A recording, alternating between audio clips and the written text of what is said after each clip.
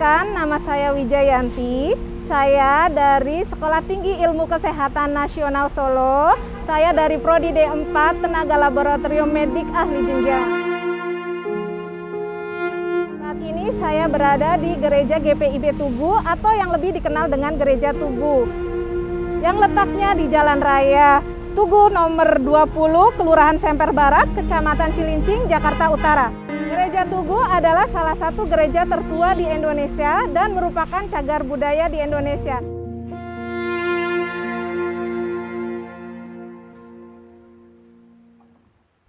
Pak, apa latar belakang dan sejarah berdirinya Gereja Tugu ini dan mengapa menjadi salah satu cagar budaya di Indonesia?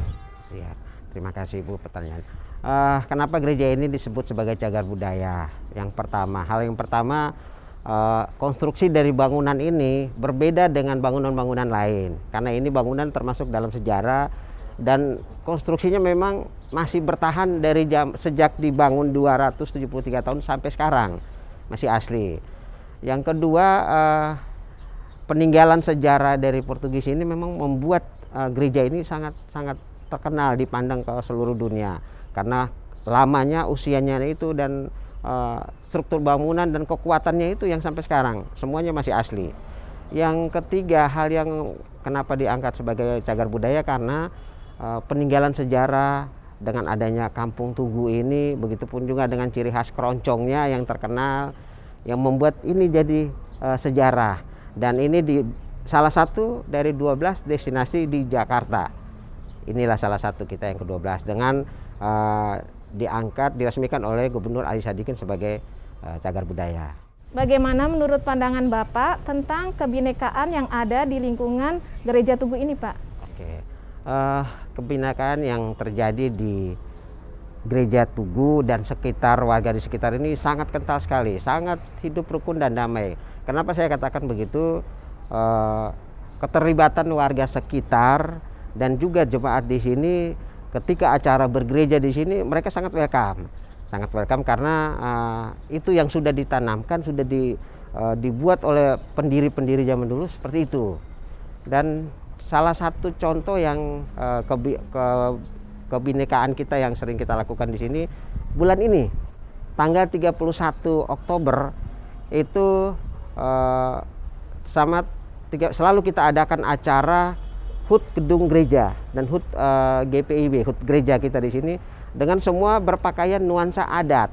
Adat itu contohnya ibu dari suku Jawa dengan pakaian adat Jawa, saya dari suku Ambon dengan pakaian adat Ambon, ada lagi dari Betawi dengan pakaian adat Betawi, dan dari suku Batak dengan pakaian adat Batak, dan itu semua berkumpul dan melaksanakan ibadah di sini. Itu salah satu contoh. Toleransi apa yang diterapkan di sini, Pak, di lingkungan wilayah Gereja Tugu ini, Pak? Toleransi beragama yang ada di lingkungan sekitar Gereja Tugu ini, tadi saya sudah katakan bahwa memang sangat kental sekali.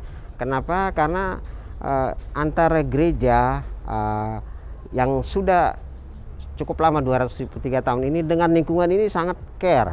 Jadi ketika ada acara pun kita saling koordinasi, saling berbagi. Kenapa saya katakan saling berbagi? Karena kami baru 2 minggu lalu kami baru mengadakan baksos.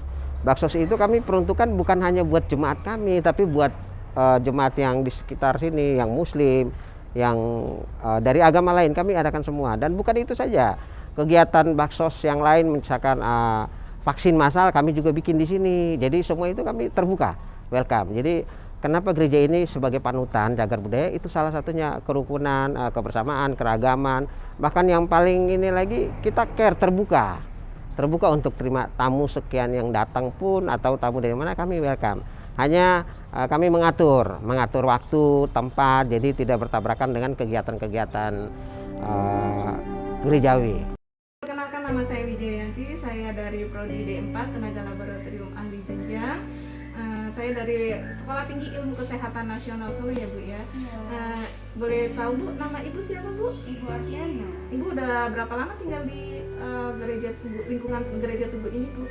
Kurang lebih udah 7 tahun. Boleh diceritakan Bu pengalaman Ibu yang ada di sini tentang kerukunan beragamanya? Kerukunannya sih antar umat beragama di sini Alhamdulillah rukun-rukun aja ya, nggak ada pernah konflik. Selama di sini sih nggak ada pernah konflik, rukun-rukun aja. Alhamdulillah ya. Iya. Walaupun beda agama tapi kita saling menghormati ya Bu ya. Iya, sama-sama. Menghargai, terus kalau orang beribadah juga kita juga Iya, menghargai. Terus di gereja Tugu kan juga sering mengadakan bakti sosial. Apakah Ibu juga mendapatkan bakti sosial tersebut Bu? Oh, sama ini sih kita dapat bantuan sosialnya. Ya berarti di sini kerukunannya itu ya sangat terjaga sekali ya Bu ya. Iya. Terus apa Ibu tahu kalau di gereja Tugu ini merupakan cagar budaya Bu? Nggak tahu. Kalau kenapa ya Ibu nggak tahu? Mungkinan karena belum terekspos kali ya keluarga, jadi kita nggak tahu kalau itu jadi cagar budaya. Iya, kemungkinan iya harus ini ya. Kemungkinan ada juga Bu yang sudah lama di sini. Kan ada kan warga di sini kan ada yang udah berpuluh-puluh tahun apa mungkin ratusan tahun. Itu yang tahu kemungkinan ya karena Iya, sejarah Tugu ini kan lumayan cukup inilah. Soalnya udah merupakan cagar budaya. Ya mungkin harus diekspos lagi kali ya supaya lebih supaya tahu warganya tahu. warga-warga sekitar Jakarta Utara lah khususnya ya. Terima kasih ya Bu ya atas informasinya. Iya, sama-sama.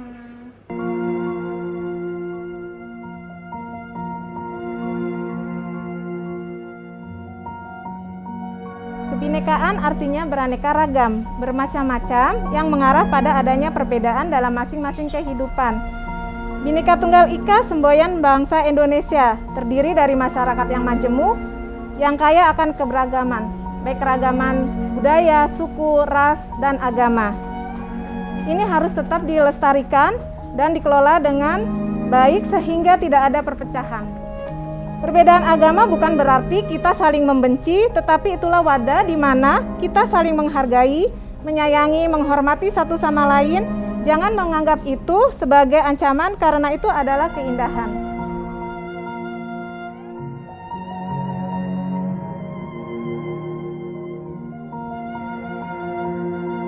Demikian video ini saya buat, semoga bermanfaat untuk kita semua. Kita harus melestarikan kebudayaan supaya tidak punah dan menjaga persatuan dan kesatuan di negara Indonesia supaya aman, tentram, damai. Terima kasih.